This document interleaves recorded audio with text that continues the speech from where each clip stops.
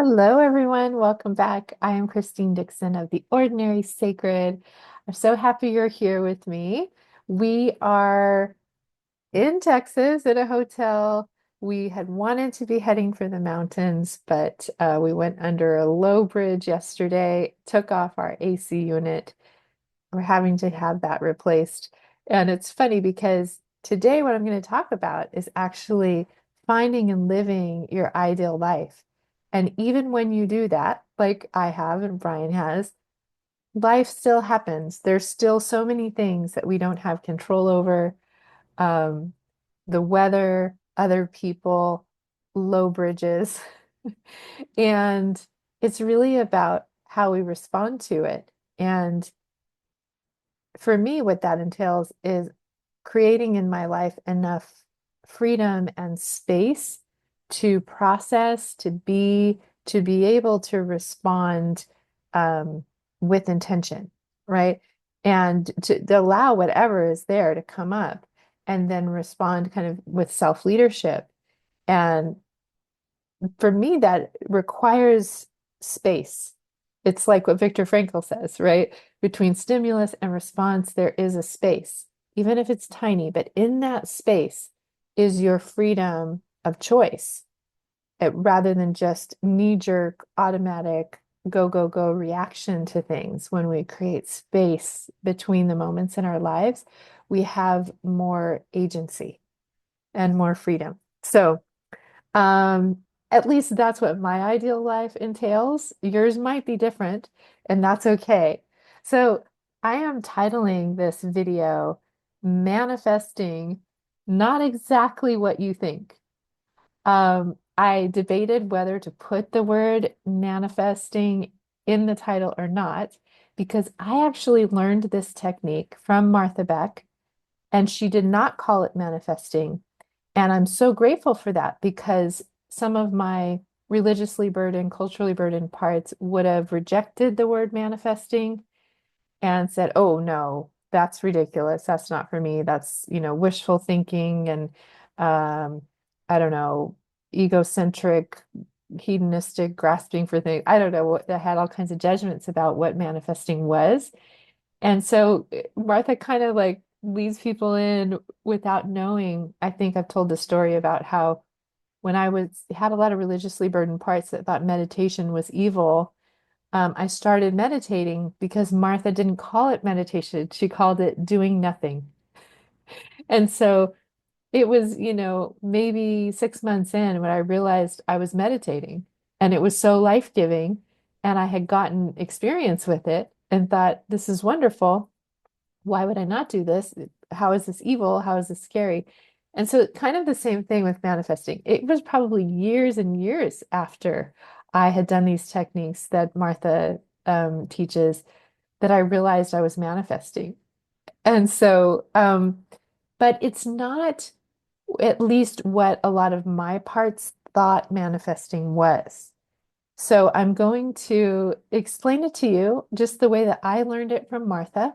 I'm first going to give you a couple of examples because I have two really big times in my life where I used this technique and exactly what I was wanting was manifested. In both cases, it was 5 years later. So I'm going to give you those examples just as an, maybe inspiration for you. And then I'm going to lead you through the exercise to try it for yourself. And there's nothing big and crazy and magical about the experience. Well, it can feel magical, the experience, but there's nothing really scary or crazy about it. It's kind of what happens after that that feels magical. And one day you look back and go, oh my goodness, what I did in that exercise has come true. Okay, so let me tell you about my experience with this. So Martha Beck calls this exercise, I think, my ideal day or my ideal life.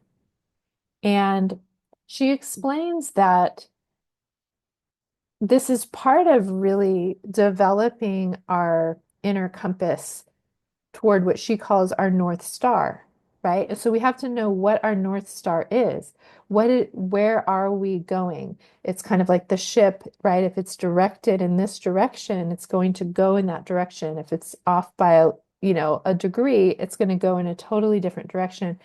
So we're just setting our ship in the direction that we want to go. And so first knowing what is that? Where do we want to go? And then once we set the ship, it naturally goes there. And there's not really a lot of efforting.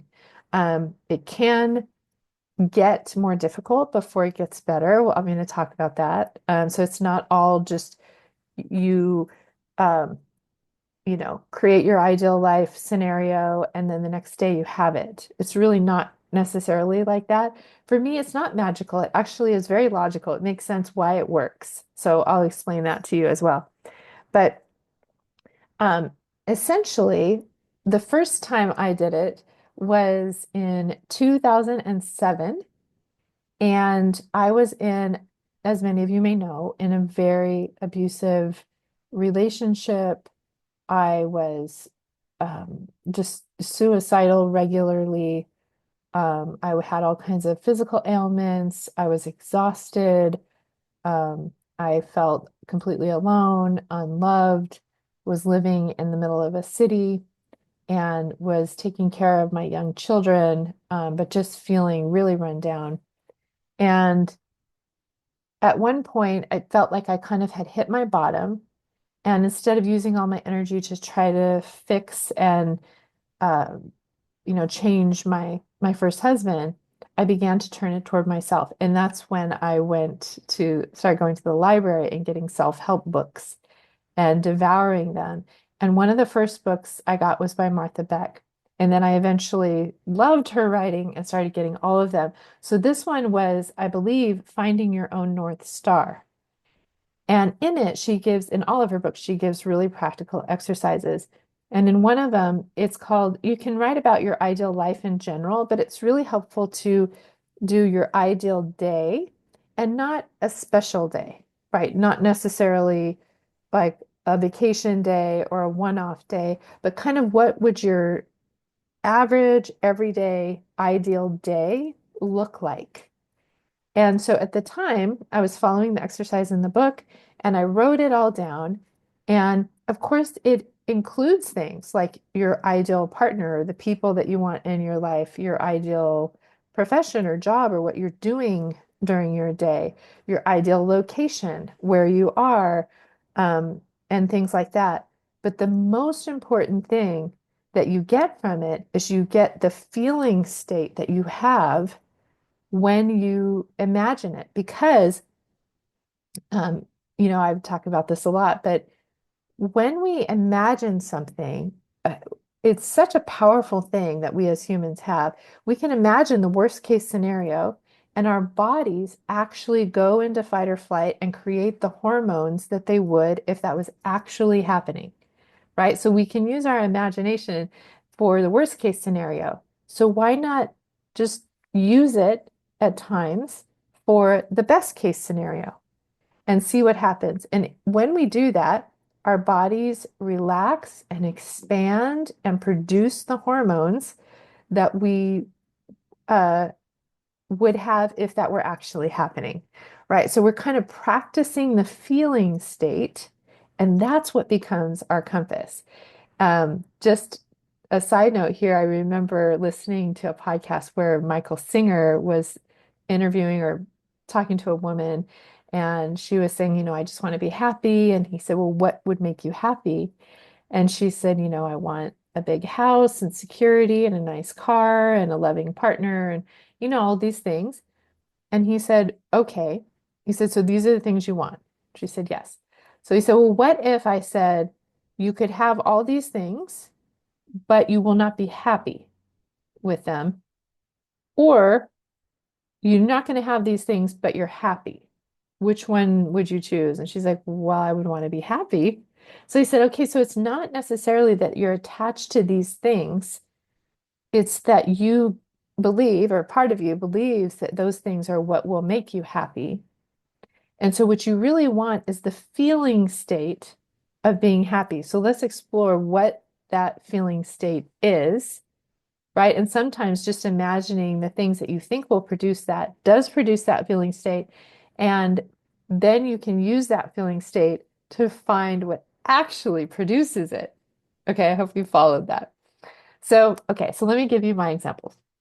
So in 2007, I was in a world of hurt, but I decided to do this exercise and I wrote down, I would want to wake up to a loving partner who I felt safe with, that, we had mutual respect and admiration and adoration for each other, that we had this just reciprocal love for each other.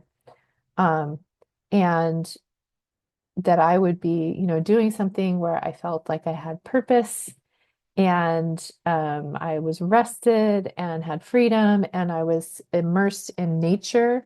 At the time, like I said, I lived in a city and I would have meals together with my family that felt really warm, and maybe we would have some kind of community or friends that would come over after around a fire. And so as I was writing it, then Martha encourages you to find out what are the kind of common patterns or themes or elements in it, right? And so for me, there was this reciprocal relationship, a togetherness, community, safety, freedom, rest, nature, warmth. There was a lot of light. Light coming through the windows, fresh air, things like that. Okay, so I write this down, and she says, just write it down, keep it, right? I think I kept it in my wallet. And she said, just periodically return to the feeling state that you got when you imagined that. And so I would do that. I would return to the feeling state. Now I'm going to fast forward, but I'll come back.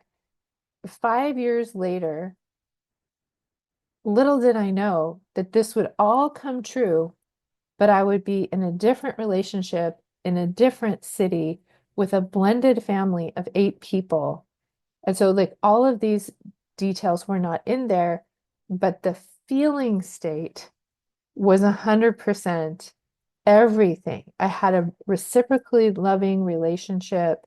I had freedom, I had rest, I had safety. I had our house backed up to a green belt, right? So there was just nature, green trees everywhere. And we had a fire pit in our backyard where we could go out and have fires in the evening. It was just everything had come true. That was very opposite of how my life was when I wrote it, right? And the path forward, there was not really a intentional, I'm trying, like, efforting and trying to make any of this happen. What ended up happening, and this is where there is kind of a caveat of warning where it does get worse before it gets better. Because in my experience, what happens is once you feel that feeling state and you realize that it's possible, you become more sensitive or more like hyper aware of people, environments, things, choices, actions in front of you, and what feeling state they produce. And so that feeling state becomes your North Star, becomes your compass, right? And then there's a person in front of you, and ooh, it does not feel like that, right? And so if you've watched my videos or taken my courses that are all free, right? You can go to my website and all my stuff is free. But on the body compass, right, which I also learned from Martha Beck, when you have that, you're more aware of like that aversion response that feels constricted and unsafe and um, attacked or whatever. And so your body kind of goes like this versus the feeling state that you have when you think about your ideal day, which is often open and expansive, and you're moving forward in delight and fascination and love, right?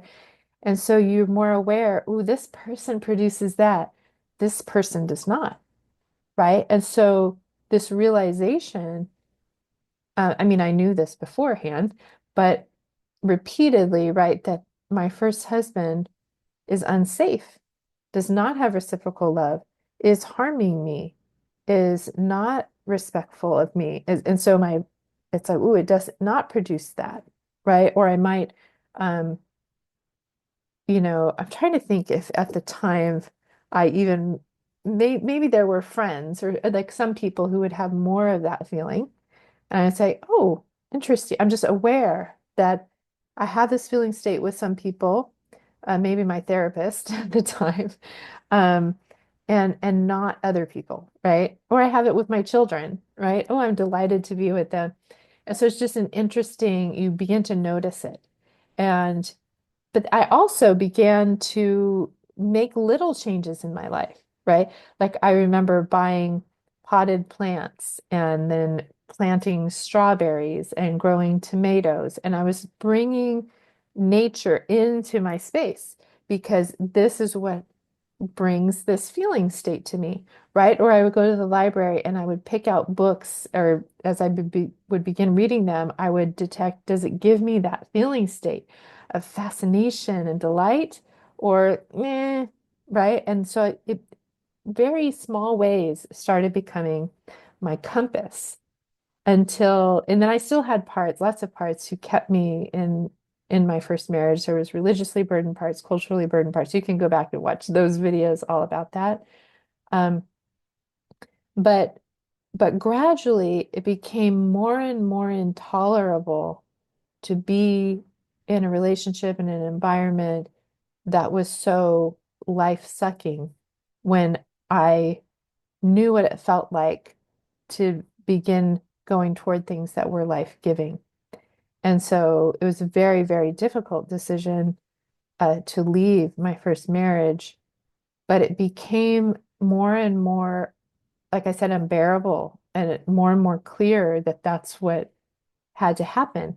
Now, I also want to say a little prerequisite here is that, and I say this all the time, that the foundation of healthy choice is self-love. And for the longest time, I stayed in a marriage and a life that was harmful to me because I believed that it was selfish to love myself.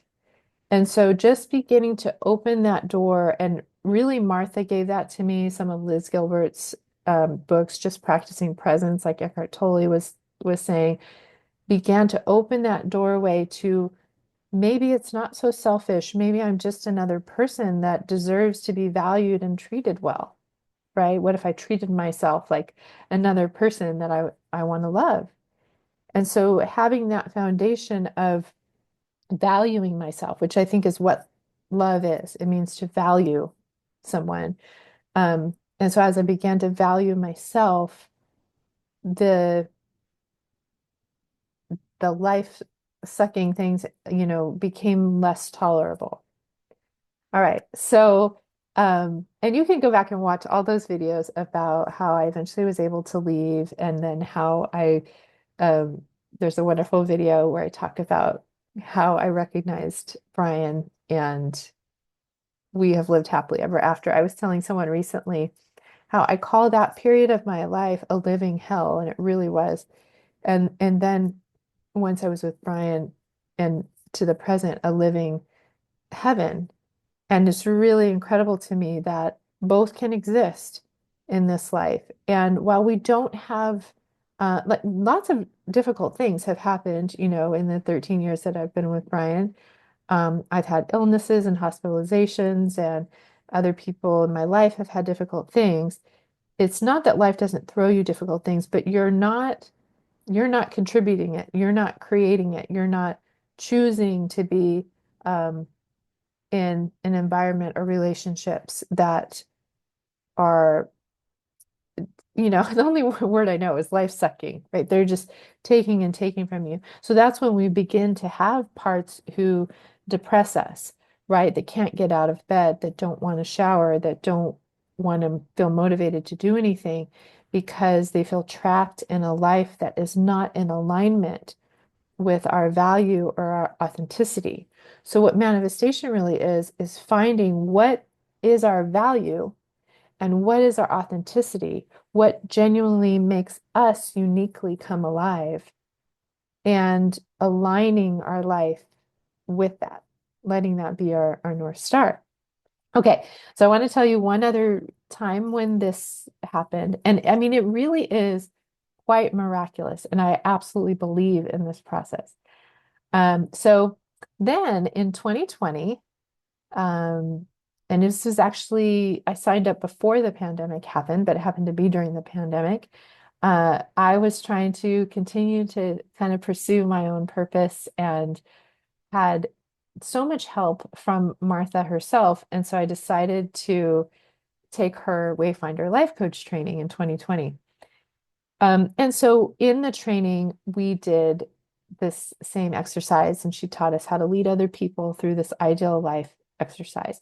And so I did it with one of my fellow coaches, and she particularly led me through this exercise of your ideal environment because at the time, living in Houston was having a toll, taking a toll on my body. Just the incredible heat and humidity for about 6 months out of the year, where I felt like I couldn't get outside and enjoy nature and fresh air and all those things. And so I was doing this with her, and at first she said, "Okay, and just imagine your ideal space." And she's like, "Just the room." And I was like, there's white walls, white floor, sunlight coming in the window. And she's like, "And what's in the room?" And I was like, "Nothing. Absolutely nothing." And she was like, "Nothing? Not a thing?" I said, "Well, maybe there's a yoga mat." I said, "But I feel so free and expansive in a space that has nothing in it." Right. And I just wanted this feeling state of space to breathe, nothing to clean, nothing to pick up, nothing to clutter or stress, and to just be, right? And so this value for simplicity and space and freedom, breathing space and freedom.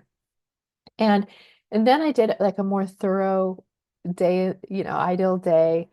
And I remember I was in like a small space in the ideal day kind of vision. It was this small cabin, really tiny, like a tiny house that had like a little loft. And Brian and I were sleeping in the loft, and we woke up to birds chirping, sunlight, and fresh air coming through our window. And then I would climb down the stairs, and we had like a little garden that had fresh food, and we ate together. And it was just this leisurely feeling, right? Of we're waking up with the sun and taking our time. Then we went on a hike, and then I did a little bit of, I remember videos and like meeting online with a group, um, and then I would send the videos off and I would be done with that. And, Brian and I would have deep conversation around a fire and things like that. Okay, so I wrote all that. And then I remember thinking, how do you do this when you're in a partnership? You're in a couple, and what if your ideal life is different than your partner's? And so I thought I want to do this with Brian, and I want to bring the elements that are my ideal life together with the elements that are his ideal life and see if we can create a life, co-create a life together. And so we did that, and we ended up realizing that we wanted to be in a climate that was, sorry, I don't know Celsius here, but between 50 degrees and 80 degrees Fahrenheit. It was always in that temperature. And didn't want too much humidity. We wanted a sense of adventure, but simplicity and ease, and all those kinds of things, where we could learn and we could just be together. And so Brian began researching, and he said, "Okay, Christine, our temperatures are basically on the equator. So we've got Kenya or Ecuador." And then he started researching Ecuador, and he found this incredible town named Vilcabamba in Ecuador. And for a couple of years, we were just watching videos about Vilcabamba. And so we created this compass, and then we began to kind of experimenting and exploring with it and realizing, wait a minute, you mean there are places in the world that are within this temperature range? And sure enough, for me at least, it became more and more unbearable to be in Houston. And my body started breaking down more than usual. It would break down every summer, but even more so, like the stresses of having a big house and having a lot of things, like the lack of simplicity, the lack of being able to go out in nature, the lack of fresh air, and all of those things became really stark and more and more unbearable. And then, of course, Brian had a lot of parts, understandably, that were attached to security and kind of culturally burdened around what age you're supposed to retire at and so he felt more and more uncomfortable in his job. His job became more and more unbearable. He was able to stay, work from home during the pandemic, and then he had to go back in and drive an hour there and an hour back and be in an enclosed, air-conditioned space with no windows all day long. And he just began to feel more and more like, I'm getting sicker and sicker. I'm dying here. Like, I don't want to keep doing this and die prematurely. I want to live the rest of my life, even if we have less money. And so he began working with those parts. And then eventually we took a kind of exploration trip to Ecuador. And we actually got COVID. So we had COVID and I mean, Brian and I were sick as dogs, like in bed 20 hours a day. And we still felt more alive there because we woke up with bird song, fresh air, sunlight coming in, relaxed environment. And it was the second or third day that we were there that Brian wrote to his boss and said, I am planning to retire next year. And then he found a way to make it work. And then his parts got to work figuring out how that could happen. And of course, he had parts that kept pushing it back, like, had concerns about security. But eventually, we did it. And it was about, gosh, it was now over a year ago, a year and a couple months, like 14 months ago. And we bought the van because we realized, okay, again, we're negotiating with our parts around how can we find this feeling state together and being creative with our solutions. So we found a place in Ecuador where we can have all of this, but we also have parts who want to be connected to all of our children and grandchildren who right now are all in Texas. So how can we be in Texas for half the year, be in Ecuador for half the year? How can we afford it, right? And we thought this van.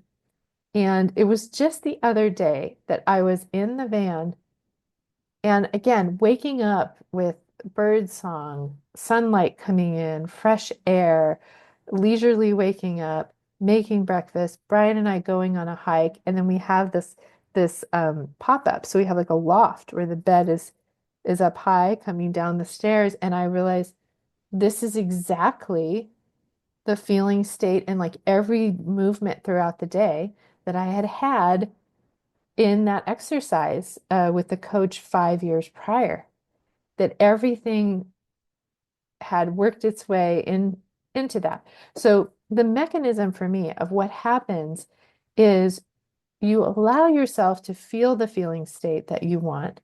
And this is not a spiritual bypass. I want to be really clear about this.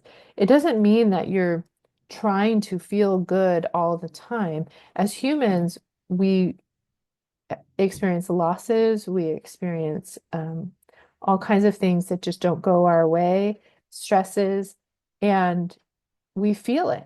And it's okay to feel that, right? I'm more talking about when our lifestyle, the environment, our relationships are not in alignment with our own value, our own values, or our own authenticity, right? Like what our capacity is, or what we really desire and enjoy and feel drawn toward, right? And so it's more about just aligning that. And then from that space, we have the self-leadership and the capacity and the safety, right, to deal with all the things that life throws us and to fully feel them, right? It's not about trying to escape any kind of difficulty in life. We cannot do that. So I hope that's clear what I'm saying here. Because sometimes parts have concern, like you're just trying to bypass um, real life. This is just a part of real life. So I'm not saying that. Um, but yeah, so what the mechanism really is that we begin feeling that feeling state, and that becomes our compass, our North Star, and we're aware of what produces it and what doesn't. And that kind of like we have a choice. Am I going to go towards this or towards this? And that choice to say no to things that don't produce the feeling state um, can require, you know, I'm integrating this with internal family systems. So it can require, we're not going to steamroll over parts who are culturally burdened and are like, but I have to do this, right? I have to be in relationship with this person. I have to be in Texas because all my children and grandchildren are here. Um, those parts have legitimate concern, and their concerns need to be met before we can go in the direction that's in alignment, right, with our value and authenticity. And we can make creative solutions around it, right? Like spending 6 months here and 6 months there. There's so many more possibilities than our parts can imagine. Often our parts are like, it's either this or this, but there's, you know, 1,000 more possibilities of different combinations and things, right? And as we begin to kind of just experiment with going toward what produces that feeling state and letting our system see that it's safe and it's okay, then we're able to do it more and more and more. Okay, so that was kind of long. Hopefully, you're still with me. I'm going to now lead you through this exercise if you would like to. You've kind of gotten a feel for it. You know what I'm going to lead you through. And again, you might check with parts who are skeptical about it or don't want to do it. You might just listen to the exercise and then see if they're willing to do it or not. I want to assure them too that you're not going to uproot your life and like change everything immediately. There really is a meeting of the parts who resist it and understanding why and the burdens they carry and unburdening them and doing experiments. And this can kind of really happen naturally as you begin to understand what the feeling state that you want is, and as you begin to value yourself. So, all right. So this is kind of a meditative experience. What I like to do is, and you can do this whatever way you want, but is to kind of be in the meditative experience and receive, but then also have a pen and paper and kind of write some notes about it, or you can just journal it and write it down as it comes to you. But it's nice to have that as a kind of a record, as a point to look back on.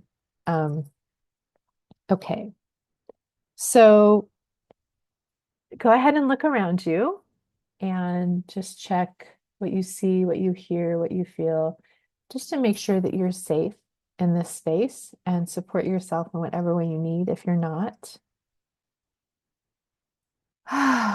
Maybe take a deep breath if that feels okay to you.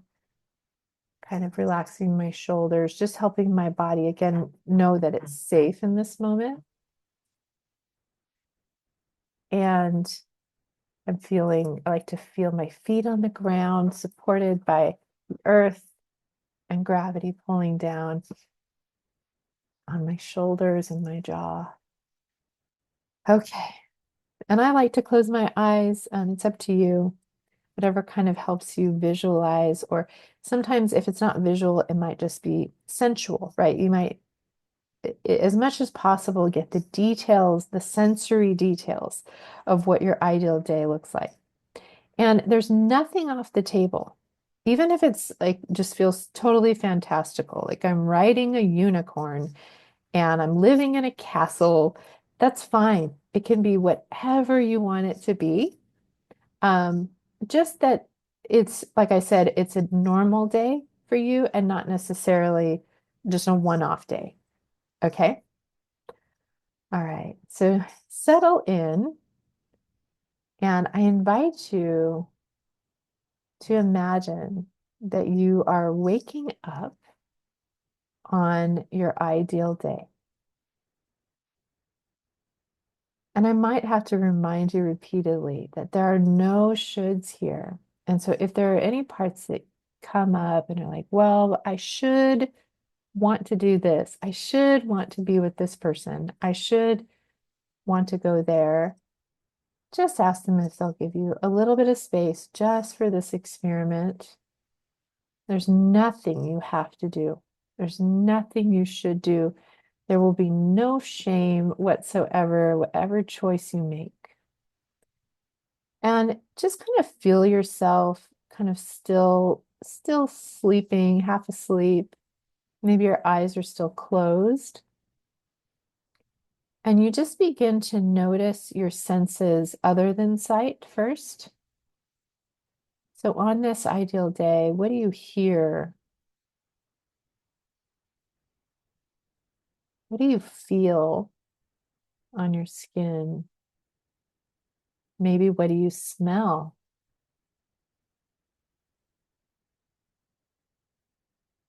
Just notice your senses. What makes you feel peaceful, alive, joyful?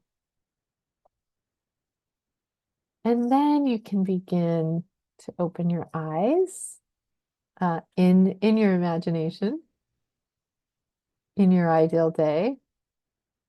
And what do you see around you? What brings you comfort, delight, joy, fascination? What is it? Just notice. You can just let this come to you. And just note the details. Where are you? What does your surrounding look like? Maybe what's out the window, if there's a window. And are you with someone or not? Just notice. And again, there's no right or wrong here. And as you get up, do whatever feels right to you. If you want to stretch or do any kind of morning routine, just notice what that is. And again, there's no shoulds here. Whatever feels right and good to you. And then perhaps you get dressed, perhaps you don't. Again, it's totally up to you. But notice, if you go to your closet or the somewhere where you have clothes, notice what you pick out. And you don't have, again, you don't have to get dressed here, but at whatever point in your day you do, if you do get dressed, just notice the type of clothing that you want to wear. The comfort level, the style, the colors, whatever it is, what brings you joy?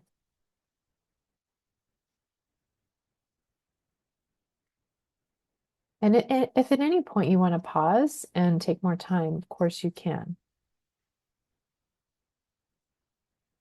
And now you come out and perhaps you want to get something to drink or something to eat. And just notice what it is that your body says, ooh, yes, I want to drink that. I want to eat that.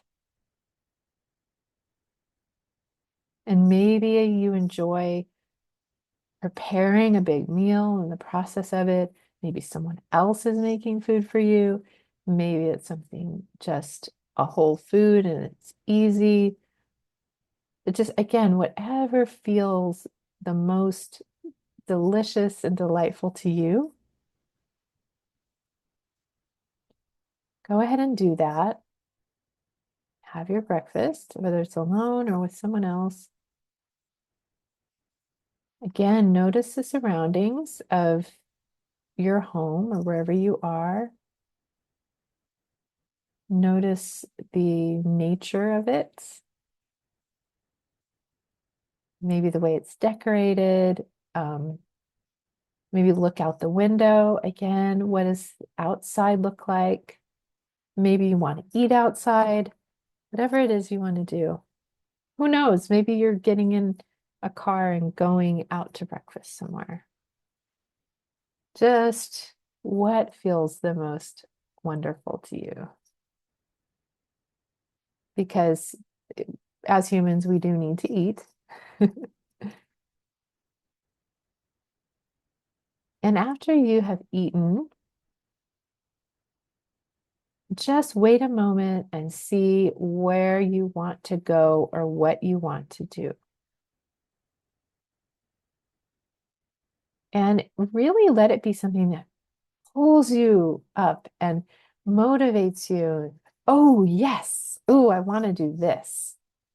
And it doesn't have to be any kind of official career or job at all. Just something that delights you that you want to do. And just see what that is. And let yourself move toward that. You might need to travel somewhere, walk somewhere, do something, whatever it is. Just move toward that. And allow yourself to do that. And just, again, take in with your senses where it is, who's around you, what you're doing, and really pay attention to your feeling state. How does it feel when you're doing this thing? Maybe write down some words of how it feels. Does it feel fulfilling, relaxing, invigorating? Do you feel creative? Do you feel alive? Whatever that feeling state is. Connected to other people, whatever it is. And then again, you might pause if you need more time, but you can then go from one thing to another. After you're finished with this thing, now what do I want to do? What makes me feel alive, excited, relaxed, maybe, whatever it is. And just keep going through the day. Again, you can pause and just keep going through the day. And then what do I do? Then what do I want to do? And notice who you're with, if anyone, the environment around you, and especially the feeling state.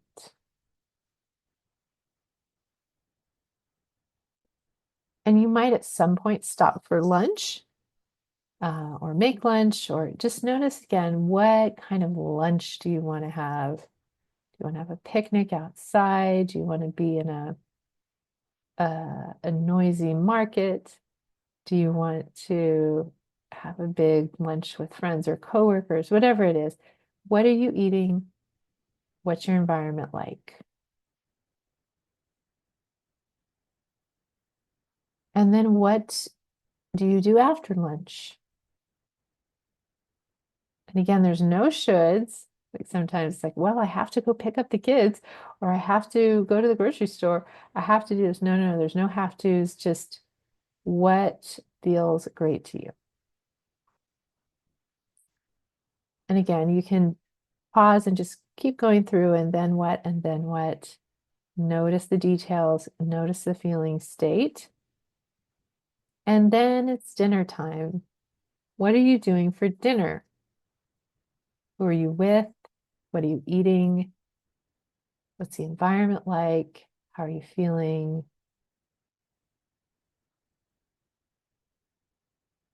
And then what are you doing after dinner? Are you alone? Are you relaxed? Are you going out with friends? Are you going to a concert? Are you, um, again, I don't want to give too many ideas. It's just whatever feels enlivening, relaxing. It feels good to you. Okay.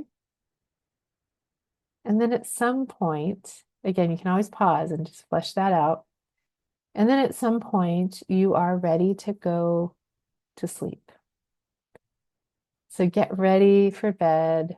Notice what you do, how that feels. You begin to get in your bed. Again, feel your senses. How does it feel to lay down after this joyous day? And you can do whatever you can. Give some gratitude, some meditation, some breath work, if you want to, but there's no shoulds. Maybe you just drift off to sleep. Maybe you have a partner and you have pillow talk before drifting off to sleep. Um, Maybe you have a bunch of kids snuggled in with you. Maybe you're on the sand on the beach falling asleep. Again, there's all kinds of possibilities. Maybe you're floating on a cloud. Um, but let it come to you. Feel the feeling state of just feeling so relaxed and grateful for this day as you effortlessly drift off to sleep. Okay. Whew. And when you're ready, you can come back out and feel your body in this space. Maybe take a breath. And hopefully, if you didn't write down any notes while you did it, maybe write them down now and really notice patterns, right? Write descriptive words of the feeling state, and you can write details about, like, I noticed there was a lot of light, or I noticed I like a lot of noise, and I like a lot of people, or I like it very quiet, or I like nature, or I like flowy things, or I like colorful things. I like creating. I like deep connection, or I like fun physical activities. Whatever it is, kind of describe the patterns, right? Or the types of food. Right? I like rich, delicious things, or I like easy whole foods. I like whatever it is, right? So just make notes of those things and keep this paper. You might just put it in your wallet or put it in your drawer. And all I would say is periodically you can come back and read it. And it doesn't even have to be every day, but just notice the feeling state periodically. And then begin noticing that feeling state in your real life. Just begin detecting the things that are already in your life, the people, the places, the activities that already produce that feeling state for you. And just go, ah, I see it. And you'll feel really grateful for those places. And you also might begin to notice the places where you do not feel that. And there's nothing to do at all. It's just to notice. That's interesting. Okay. So I know this is super long.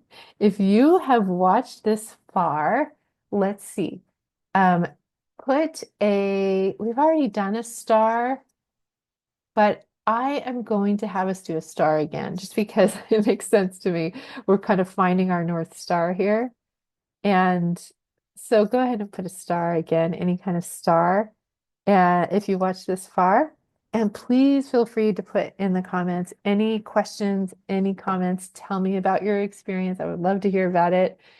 Or if you have questions about mine, go ahead and put those as well.